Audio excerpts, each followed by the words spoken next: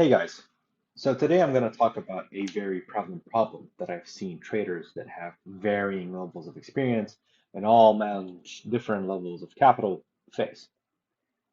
I'll be talking about mirages in trading, which can be argued as one of the biggest mistakes that people do that turns them from rational traders to delusional traders. I want you to be very wary of spending too much time in front of the charts, as you want to try keeping your time in front of the charts to be strictly purposeful. You especially should minimize spending too much time staring at a chart waiting for your setup to happen, especially when you know it is far from a level that you would usually see your setup unfold in. You don't want to see every bloody tick moving up and down to print a candle, and you don't want to watch every candle that comes after that. Not only is it wasteful of your time, but most importantly, your prized possession as a trader, your mental capital, gets wasted. Why, you may ask? Well, you can fall into a survival-based trap that I've seen many of great traders fall into, and I'm pretty sure every trader can admit to falling into this trap. The trap is that you start fabricating patterns, considering that we are wired to be meaning-making machines. You will start fabricating setups, giving meaning to meaningless activity in the market, making something out of nothing. Now, bit of an analogy here to help you understand what I'm trying to say is I've lived in desert climates all my life. And when you think of a desert, especially in these scorching heat and sun, you think of mirages, which, especially if you're thirsty, they become much more apparent and much more frequent. Now, we all know that mirages are an optical illusion. And if you were to get lost in the desert, you will basically be operating on illusions and hope that manifest in the form of mirages to hopefully get you to a water source. But if you only knew how many travelers died in the desert from thirst because of chasing mirages and treating it as an actual fact. Now you might say, how the hell does that relate to trading? Well, as I've said, if you spend enough time in the desert, you will see mirages. Especially if you're thirsty, you will start to see more mirages and therefore be at more risk of becoming mindless, dazed, getting cooked in the sun following illusions. Well, the same thing happens in trading. If you fabricate setups and try to make up setups that aren't really there, you're creating mirages on your own and falling into them. And it's not just that. Remember the thirst element? Well, your brain gives the illusion of mirages because it knows it's thirsty and it's trying to give you a push to be hopeful and to survive when in reality it can lead to certain death. And so when it comes to trading, especially if you are financially struggling, let's say if you've lost a challenge or you're not doing too well in the challenge, if you're going through a losing streak, experiencing a drawdown, that would be the equivalent of thirst. So in this instance, by struggling financially for whatever reason it may be, and then you start to fabricate setups and eventually enter, well, you will come to know, usually after getting stopped out, maybe once, twice, heck, maybe even three times, that you aren't following the trading plan that you've worked so hard to build and cultivate and abide by. And which need I remind you, its only goal, your trading plan's only goal is to get you to survive and thrive in trading in the long run. But here you are, falling into the trap of mirages and allowing your brain to subconsciously entertain chains of thoughts that are all like, hey, if I don't take this trade, I'm gonna lose out on money. And this very trade could be a zero point 0.1 pip stop loss that's going to be a 20R minimum, which, if you really think about it, essentially, this very thought process at its core is FOMO, it's a fear of missing out.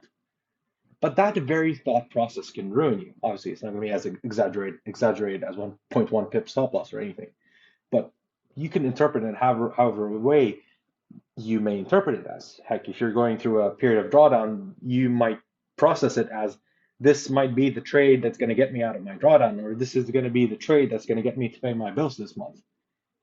But this is quite a dangerous, slippery slope that you're getting into. Because I'm pretty sure you guys say that you don't when you do get into this trap, you don't just enter once and get stopped out and wake up and realize what happens. But some of you persist, and the next thing you know, you've created a decent drawdown for yourself that was completely avoidable. You've deceived yourself by supposedly operating with the right intentions, or so you told yourself. But you're operating with a survival-based drive and being so high off of hopium, but you screwed yourself by carrying out the trades of the setups that you fabricated. You're working with nothing here.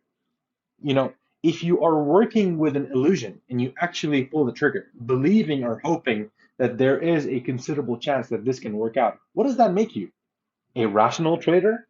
Absolutely not. It makes you a delusional trader. Please come to understand that you're operating without a plan.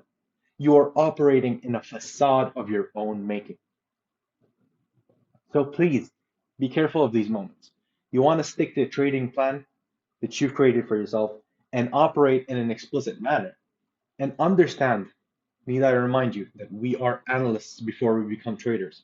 And you should know by now that we work with hard, tangible, and plausible evidence, not illusions and definitely not hope. We are discretionary traders, but too much discretion crushes our systems and our psychology that we worked so hard to mechanize and systematize. And by the way, if you do this often, you will undo the work you have done to prove to your mind that trading isn't a gamble. Rather, it's a worthy investment that has risks, substantial risks. Okay. You wouldn't believe, and no matter how many times I can tell you, you would not believe how many people come to me with this issue. And I ask them, did you stay consistent and strictly adhere to your plan? And they say no. And I ask them, for how long have you not followed your plan? And it's usually more than a day. It's not just one trade. So it's if you really dig deeper and you understand that, hey, this is not a one-time occurrence, well, that very pattern could be enough to start planting seeds of doubt into your mind. And so your mind stops cooperating with you, and justifiably so. It will start fighting you because you have provided sufficient proof to your mind that you have bad judgment. And not only just that, you committed to it and carried it out. So it's gonna reasonably react by giving you an anxious response when you trade, only to serve as a way to warn you to stop partaking in a risky activity when it doesn't really have to be so. It is basically your mind indirectly and unintentionally telling you that you do not have the discipline to trade responsibly, so it will fail to cooperate with you. And that very message that your brain is trying to communicate to you should be a message that you respect and treat very seriously. Remember that it is incumbent upon you to subject your mind to more fruitful conditions, or at least acceptable conditions in the market. If you keep subjecting your mind to horrible and austere conditions consistently, and you don't step away when you know deep in your heart and mind that you should, the mind will lose its trust in the risk to reward system that you have cultivated by working with a positive expectancy model. Even with a positive expectancy model and a past record of profitability, your mind can start to have doubts because it will attempt to override your experience and confidence and try to communicate to you that it is too risky and you shouldn't mess around with it. Remember that you, as a trader, should not be operating compulsively. Yes, sometimes movements in the market create a emotional reaction, which is to be expected for most of us. But we do not react physically. I don't actually take a step to react to this immediately. Rather, you should assess the situation and decide based on your plan and your strategy, which you have predetermined before and tested, and its truth. You stick to it. You decide whether a reaction is warranted or not. You decide whether a reaction or any step or action that you should take is justified or not. Really think about that. Maybe listen to this a couple of times and try to make sense of what I'm saying, and you will hopefully get the bigger picture that I'm trying to communicate to you. But as you know, I can't just leave you with theoretical and philosophical discussion. Let me give you some actionable tips. So remember in the beginning when I said that your time in the markets should be purposeful. Your time in front of the charts should be purposeful. Well, here's a couple of things that I can leave you with that hopefully can help you get closer to resolving this. One of the first steps that wouldn't have crossed my mind several years ago is something that can be frowned upon for some traders, but for some, it could be a really fantastic measure that have changed their life forever as traders, and that is alerts. If you know that your model or your setups unfold at a certain level, leave alerts and wait till it reaches there. You don't need to sit and watch every uptick or downtick of price until it gets to your level.